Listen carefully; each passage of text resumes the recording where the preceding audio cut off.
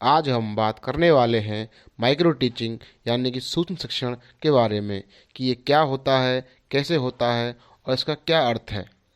नमस्कार दोस्तों, मैं हूं आपका दोस्त तपन चौधरी और स्वागत है आपका आपके अपने चैनल जॉब ज्ञान केंद्र पर।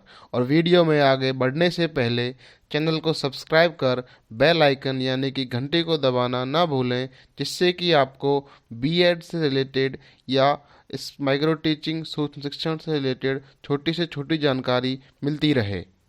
तो चलिए शुरू करते हैं। तो माइक्रो टीचिंग यानी कि सूक्ष्म शिक्षण। तो माइक्रो टीचिंग का मतलब क्या होता है? तो अगर शॉर्ट में बताएं या देखें तो जैसा कि आपको दिख रहा है, यहाँ पे लिखा गया है माइक्रो टीचिंग यानी कि सूक्ष्म शिक्षण। सूक्ष्म शिक्षण यहाँ पे इसलिए कहा गया है क्योंकि पहले आपको रिहर्सल यानी कि प्रैक्टिस कराई जाती है। टीचर बनने के लिए आपको पहले प्रैक्टिस करनी होती है, तो वही प्रैक्टिस को ही हम माइक्रो टीचिंग बोलते हैं।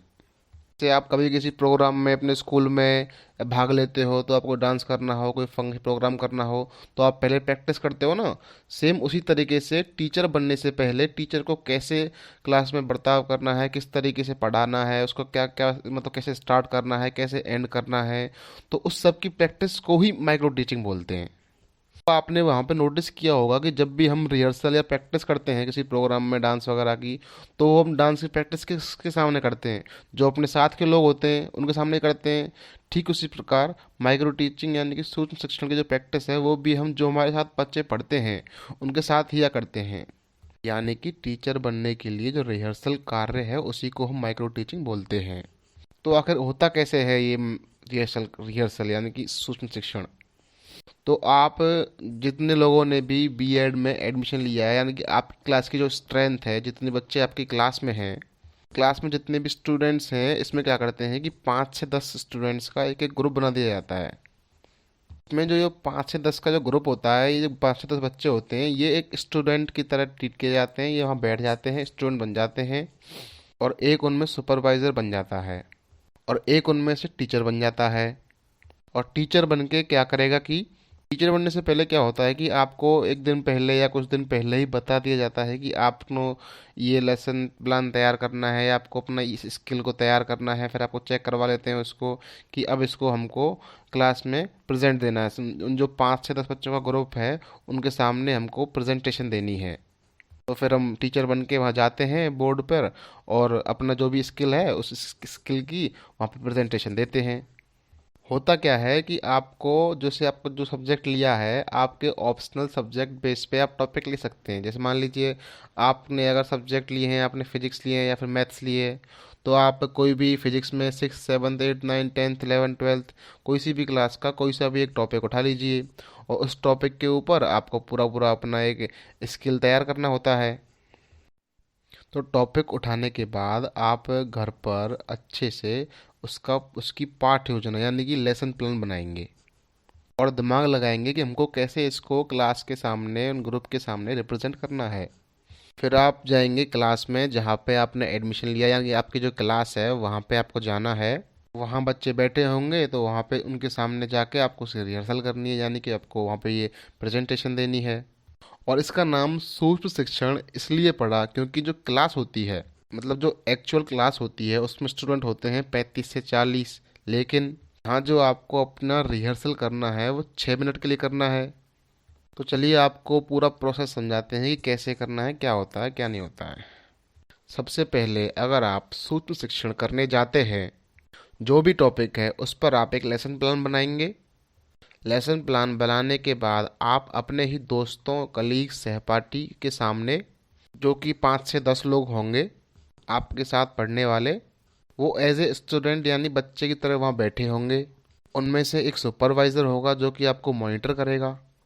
भारतीय प्रतिमान में सूक्ष्म शिक्षण की अवधि 36 मिनट होती है। अब यहाँ पे आपका जो हर स्किल है, उस स्किल को देने के लिए आपको 6 मिनट दिए जाते हैं। तो वो 6 मिनट में आपको टीचिंग करनी है, अपने जो भी मतलब आपने तैयार किया है अपना पूरा टैलेंट दिखा देना है। आप बच्चों को समझा देना है। उसी 6 मिनट में बच्चे आपसे क्वेश्चन भी पूछेंगे, या आपके क्वेश्चनों का आंसर देंगे और बताएंगे उनको समझ में आया है कि नहीं आया। और जो आपका सुपरवाइज़र रहेगा वो आपको मॉनिटर करेगा, आपको बताएगा कि आपने यहाँ गलती की है, यहाँ पे आपने ऐसे किया है, इसको आपको ऐसे करना था, इसको ऐसे नहीं करना था। मतलब जो भी आपकी गलतियाँ होंगी, खामियाँ होंगी, उन सबका आपको बता देगा वो। यानी कि सुपरवाइज़र का जो काम है उसी को बोलते हैं प्रतिपुष्टि करना। फिर आप अपनी गलतियों को सही करके फिर से बनाएंगे तो उसी को बोलते हैं पुनः पाठ योजना। तो जो सूक्ष्म शिक्षण दिया वो आपने 6 मिनट दिया, फिर प्रतिपुष्टि उसका भी 6 मिनट है, फिर जो पुनः पाठ योजना है वो आपको 12 मिनट तक होती है। जैसे कि आपने पुनः पाठ योजना बना ली, फिर आप दोबारा वहाँ जाएंगे और दोबारा पढ़ाएंगे सेम। तो इस बार आपको गलती मतलब अब नहीं करोगे, तो फिर उसी को बोलते हैं पुनः शिक्षण, वो फिर से आपका 6 मिनट तक होगा। अब सुपरवाइज़र आपको फिर से बताएगा आपने कहाँ फिर से गलती की है या नहीं करी, जहाँ तक है आप नहीं करेंगे। तो उस जो फिर से करते हैं उसी को बोलते हैं पुनः प्रतिपुष्टि, जो आपको 6 मिनट तक बताती है होता है ये कि सही है, ओके नहीं है, जो भी है। इस तरीके से इन सारे प्रोसेस को जोड़कर जो टोटल ड्यूरेशन होता है वो 36 मिनट का हो जाता है। मतलब 36 मिनट के अंदर आप अपना पूरा लेसन प्लान आपको देना होता है। यहाँ से आपका एक क्वेश्चन और बनता है, कभी कभी पूछ भी लिया जाता है कि सूक्ष्म शिक्षण यानी कि माइक्रो टीचिंग का साइकिल बनाइए या फिर सूक्ष्म शिक्षण का चक्कर बनाइए। तो वो कुछ इस प्रकार है। तो सूक्ष्म शिक्षण का चक्कर मैं आपको सुना देता हूँ। तो सूक्ष्म शिक्षण के चक्कर में आप क्या करते हैं, सबसे पहले आप बनाते हैं पाठ्य योजना यानी कि लेसन प्लान, घर पे क्लास में कहीं भी। इसकी कोई भी टाइम लिमिट नहीं है। उसके बाद आपको सूक्ष्म शिक्षण यानी कि माइक्रो टीचिंग का आपको क्लास में प्रेजेंटेशन देनी होती है जो कि 6 मिनट की होती है। उसके बाद में फीडबैक यानी कि आलोचना यानी कि वही प्रतिपुष्टि वो होता है। यहाँ पे सुपरवाइज़र अध्यापक जो भी होता है वो देते हैं, इसलिए इसको मतलब फीडबैक या प्रतिपुष्टि बोल देते हैं। आपको फिर से टाइम मिलेगा, उसके बाद आपको फिर पुनः पाठ्य योजना बनानी है, उसमें वो गलती है वो सही करके या नहीं है सही करोगे उनको, तो उसको बोल देते हैं पुनः पाठ्य योजना। ये आपका 12 मिनट के लिए होता है।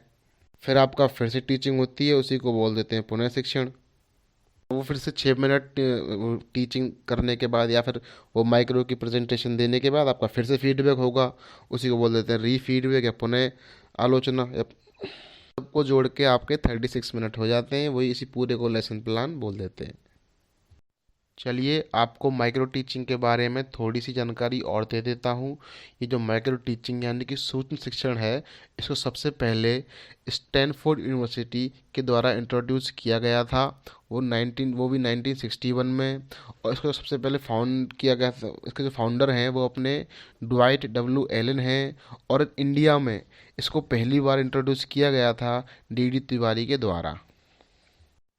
उम्मीद करता हूँ आपको माइक्रो टीचिंग के बारे में शॉर्ट में मैंने जो भी समझाया है आपको अच्छे से समझ में आया होगा। अगर आपको अभी भी कोई भी डाउट है तो आप नीचे कमेंट में लिख के मुझसे पूछ सकते हैं।